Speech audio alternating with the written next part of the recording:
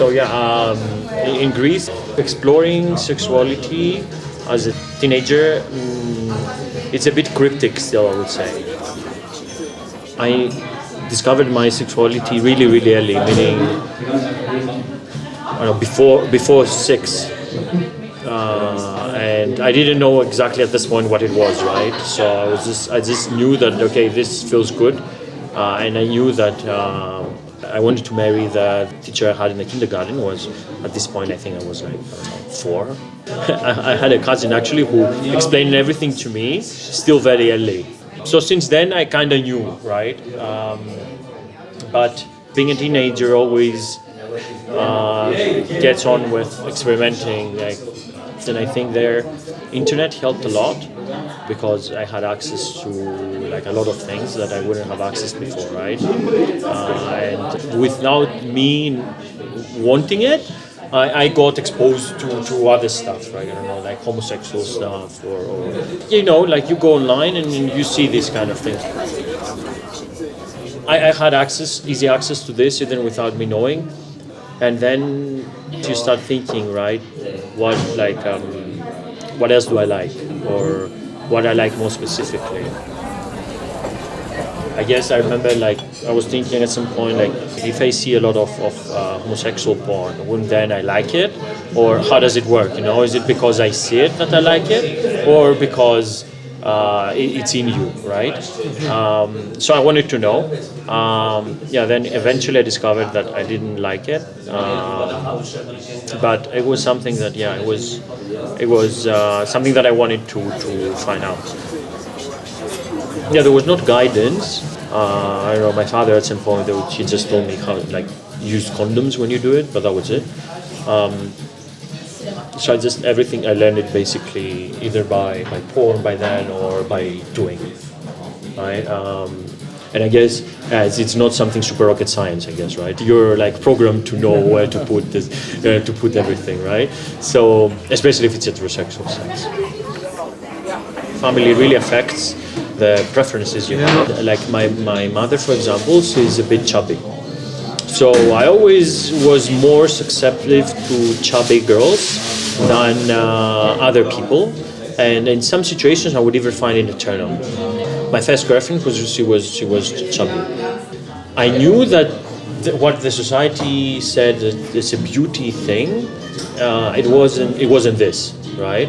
It was more of like slim and tender and this kind of stuff. But for me, it was a turn on, and I think my mother's figure was really made me more susceptible to this kind of thing. At some point, I think that was really important for me, and I think it still is, that I had so much exposure to porn that in porn you see specific body types, like huge boobs, nice ass, but slim, or this kind of thing, like plastic stuff.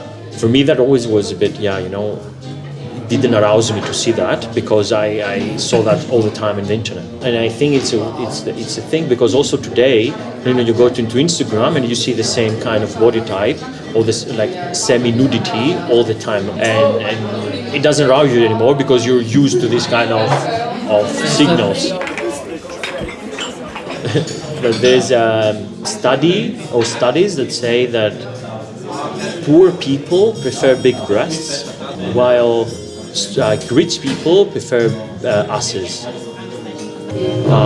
Because there's always this dilemma in heterosexual situations, right? You prefer boobs or do you prefer ass? I could say that this is true from my circle. But maybe it's also a bias because I've read it and then I said and then I only put in my sample people who validated my views. Like it's always in the back of my mind. Not anymore, but it was until like 2-3 years ago. Would I be a bisexual, let's say? I like the female like gender in general. I think it's beautiful. So for me, in an objective sense, beautiful. But I said, okay, maybe I also like like super beautiful men. But turns out no. It's always still a bit in my mind.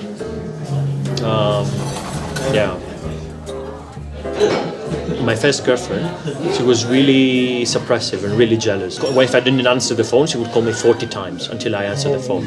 So I was pretty young, so I didn't. It was my first relationship, so I didn't know if this is normal or not. So I was putting up with it because I thought it's normal, because my mother would do the same, right? If I wasn't late, she would just call me until I answer. But then I didn't know back then that, okay, my mother does it because she's crazy, and now I don't pick it up. And like having a girlfriend is different, right? You shouldn't put up with this shit with a girlfriend that you have for, I don't know, some time. It's really funny because during, like when I was trying to break up with her, she would put all the crazy repertoire of a crazy girlfriend on me, like everything. And this, I think at some point, I wish that she would find someone else, so she would leave me alone. So she would find someone else, and then, like, okay, go. And then at this same point, it started turning me on the concept of imagining her with someone else. So you see, was really interesting that it came on the same time. That like I was imagining that if she was with someone else, it would just turn me on for some reason. I guess there's a correlation, right? But then we split up, and this imagination, this fetish, let's say, I would not use it for a long time, because with my next girlfriend I was pretty in love. I wouldn't like to imagine her with someone else. So it wouldn't turn me on. I would feel bad. After 2.5 years or something being together, I was kind of, let's say, in a routine with sex and stuff. And I started again feeling aroused by the imagining like her with someone else, or me and her with someone else.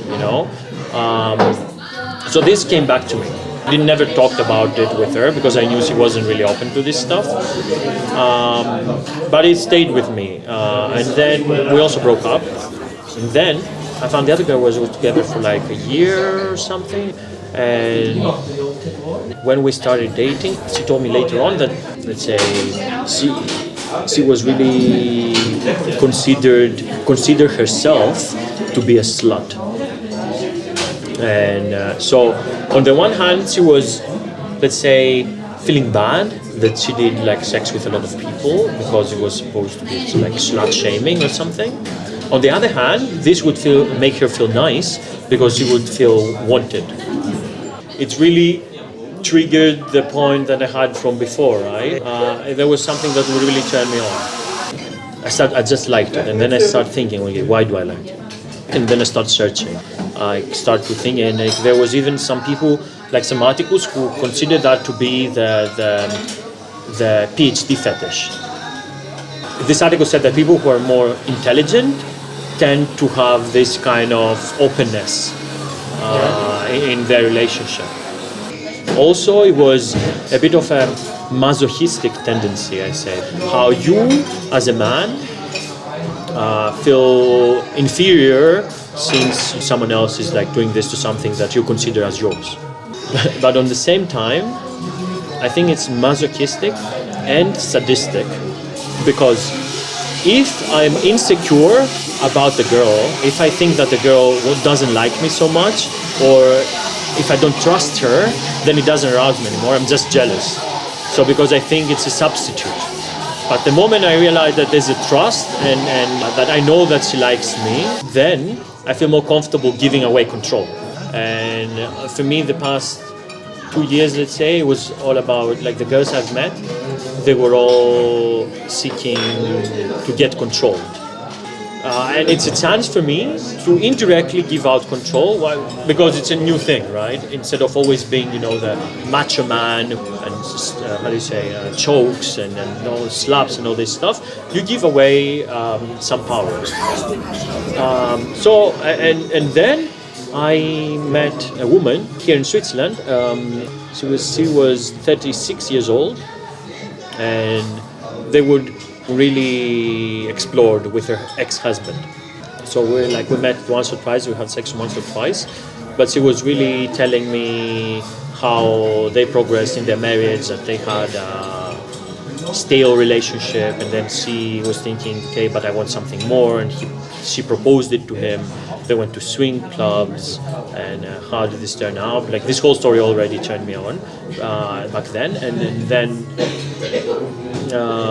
so it came up that this whole opened your marriage up. It ruined her marriage, so they got divorced. From fantasizing about that to actually doing it is a whole different thing. Because the moment both of you orgasm, then you stop. You don't want it anymore. Like you feel it's weird. Like, okay, what the fuck is this guy doing? You know? So I think there are ways to spice it up, but both of them, whatever they are, heterosexual, homosexual, transsexual, whatever, they have to be really conscious about where would this lead. You realize at some point, what the fuck am I doing?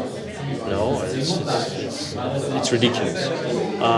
So, and then the relationship is already over. It's already not there. You cannot go back to the way you were. So you have to realize that the trip you make has to be like this, not going somewhere you don't want it to go. Yeah. So for me, freedom and relationship, they can't be reconciled. You can have them together. Yeah. So I started going to different countries, right? Because you can travel to different countries, and I have a mental map of where I am more desirable.